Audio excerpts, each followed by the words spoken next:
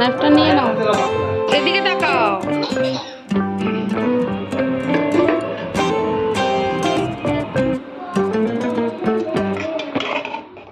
Hi everyone, কেমন আছেন? আশা করছি ভালো আছেন। অনেক দিন পর আরেকটা ব্লগ নিয়ে আসলাম। 18 সেপ্টেম্বর ছিল আমার ছেলের বার্থডে। থাকলে কি হবে, ওর এক্সামও চলছে সাথে। তো আজকে জন্মদিনের দিনই পড়লো ম্যাথ এক্সাম। তো রেডি হয়ে যাচ্ছে স্কুলে এক্সাম দিতে। তারপর এক্সাম দিয়ে আসলে যা যা একটু ভালোবাসে খেতে ওইগুলো রান্না করে দেবো, বাস এতটুকুই। আর একটা ছোট্ট কেক আনবো, ওইটা কেটে নেবে, বাস এতটুকুই। কারণ পরপর এক্সাম আছে, তার জন্য সেলিব্রেশনটা একটু বড় করে হবে না আর কি। তো শেয়ার করে রাখলাম, মানে আপনাদের সাথে স্মৃতির পাতায় রাখলাম, ইউটিউবে থাকলো, যখন বড় হবে দেখতে পারবে, এই আর কি। অনেক দিন ধরেই কোনো ব্লগ টক দিচ্ছি না, বিভিন্ন কারণেও দেওয়া হচ্ছিল না। তো আজকে সকালবেলা ব্রেকফাস্ট করব, ব্রাউন ব্রেড। আমি আর হাজব্যান্ড। ছেলেকে ভাত খাইয়ে পাঠিয়েছি স্কুলে, এক্সাম দিতে যাবে, আসবে দুপুর 1:30 হয়ে যাবে আসতে আসতে। তো এবার করব অমলেট। তো অমলেটে দিলাম একটু চিজ, অল্প ছিল, আর দুধ, আর একটু দুটো ডিম, একটু সল্ট দিয়ে করে নিচ্ছি, খেয়ে নেব। আর সকালবেলা এর থেকে বেশি আর পেঁয়াজ টেয়াজ দিয়ে অমলেট করলে ভালো লাগে না খেতে। এই হলো আমাদের সকালের ব্রেকফাস্ট, এবার খেয়ে নেব।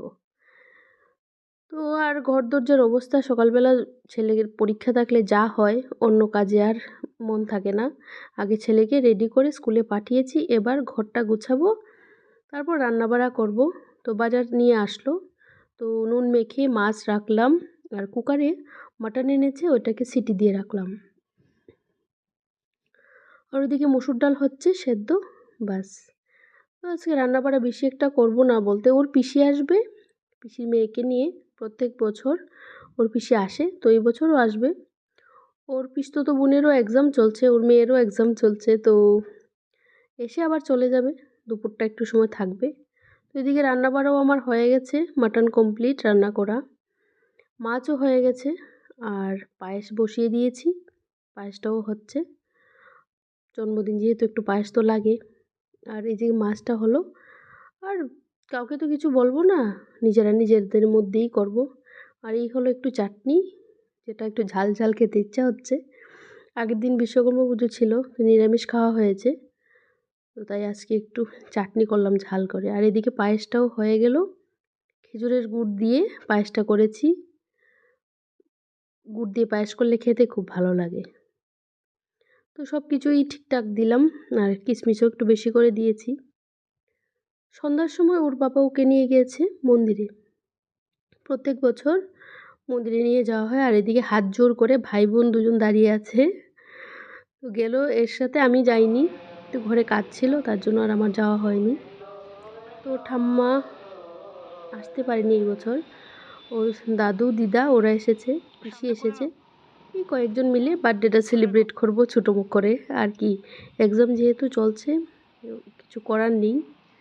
তো মন্দিরে গিয়ে ঠাকুরকে প্রণাম করে, এটা প্রত্যেক বছর ওর জন্মদিনে করা হয়, মন্দিরে যাই, গিয়ে ঠাকুর প্রণাম করে তারপর ঠাকুরের আশীর্বাদ নিয়েই তো সব কিছু, তাই আর কি।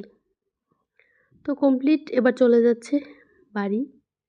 আর ওর বাবাকে বলেছিলাম একটু ভিডিও করে আনো, রাখবো, বড় হলে দেখতে পারবে ওর বার্থডেগুলি কীভাবে সেলিব্রেট করেছে, এই আর কি।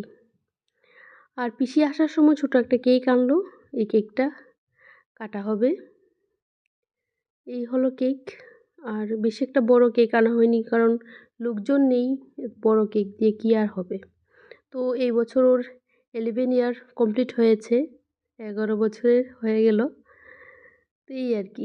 আর ওই পাশে বাবা বসেছে,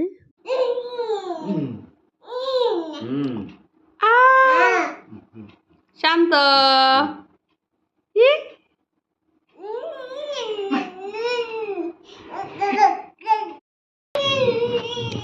নাইফটা নিয়ে নাও।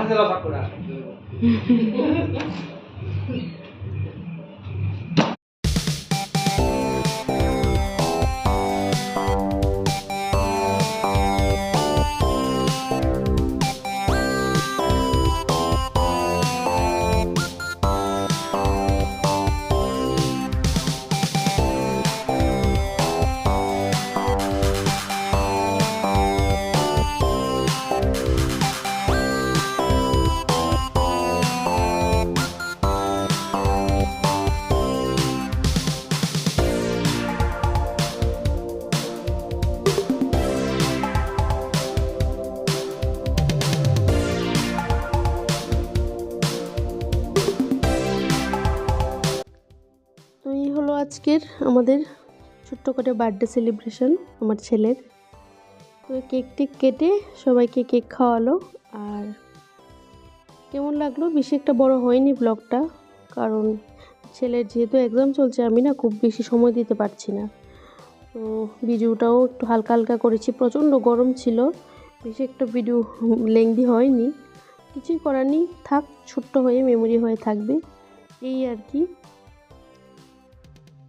তো কেক টেক কাটা কমপ্লিট, তারপর খাওয়া দাওয়া করে সবাই, ওর তো আবার এক্সাম আছে, পড়তেও হবে, তো ওর বোনও চলে যাবে, ওরও এক্সাম আছে, কিছুই না। তো কেমন লাগলো আজকের ব্লগটা? ভালো লাগলে অবশ্যই সাবস্ক্রাইব করে দেবেন, আর আমার ছেলেকে একটা বার্থডে উইশ করে দেবেন, আশীর্বাদ করবেন ও যাতে বড় হয়ে মানুষের মতো মানুষ হয়, অনেক বড় মনের অধিকারী হয়, আর কি এটাই চাই। আপনারা আশীর্বাদ করবেন আমার ছেলে যাতে ভালো হয়। তো ঠিক আছে, কেমন লাগলো জানাবেন অবশ্যই। টাটা, বাই বাই, আবার দেখা হচ্ছে নতুন আরেকটা ভিডিওতে।